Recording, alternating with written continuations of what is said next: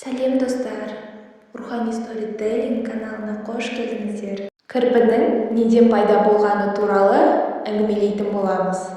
Бір күні Хауана сиыр сауып келе жатса, көйлегінің етегі шеңгелге ілініп, жыртылып кетеді.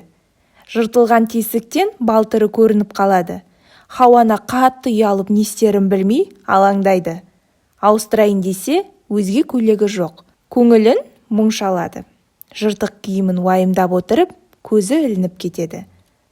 Сол сәтте Құдай тағала кірпіні жаратып, Хауанаға жібереді.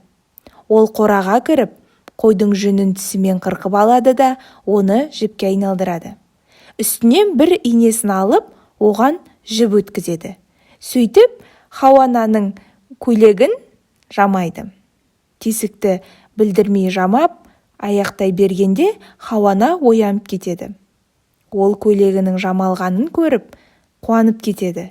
Кірпіні алақанына салып, алғысын айтады. Сауып әкелген сиырдың сүтін береді. Кірпі сүтке тойып алады.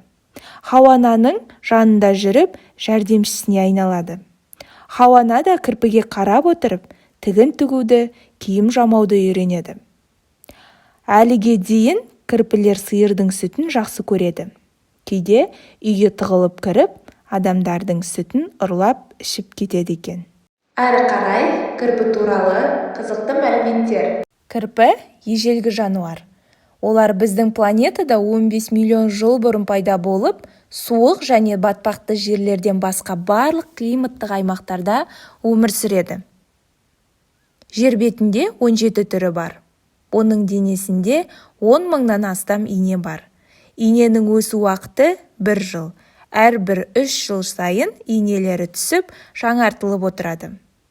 Қысқы ұйқысы 128 күнге созылады.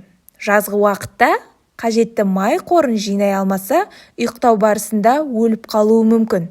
Ұйқы кезінде жүрегі минутына 20-60 рет ғана соғады, ал қалған кезде 180 рет соғады.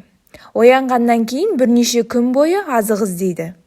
Кірпілер түнгі жануарлар және өз індерінен алысқа кетпейді. Бұл сүтқоректілерді күндіз кездестіру қиынға соғады. Әдетте олар диаметрі 15-20 сантиметр інінен шықпайды. Кейбір мәліметтерге қарамастан кірпі тышқандарды ауламайды, өйткені жылдамдығы олардан төмен. Көбінесе құрт, қоңыз, кесіртке және жеміс-жидектермен қоректенеді. Сондай-ақ кейбір жағдайларда жыланға шабуыл жасауы мүмкін. Себебі жыландардың уына қарсы иммунитеті бар. Өмір сүру ұзақтығы 5 жыл. Үй немесе хайуанаттар бағында тіршілік жасайтындарында шамамен 10 жыл. Түстерді жақсы ажыратқанымен көру қабілеті нашар. Есту және иіс сезу қабілеттері керемет дамыған. Олардың тістерінің саны 36, құйрығының ұзындығы 3 сантиметр. Менің каналыма тіркеліп, қолдауларыңызды сұраймын.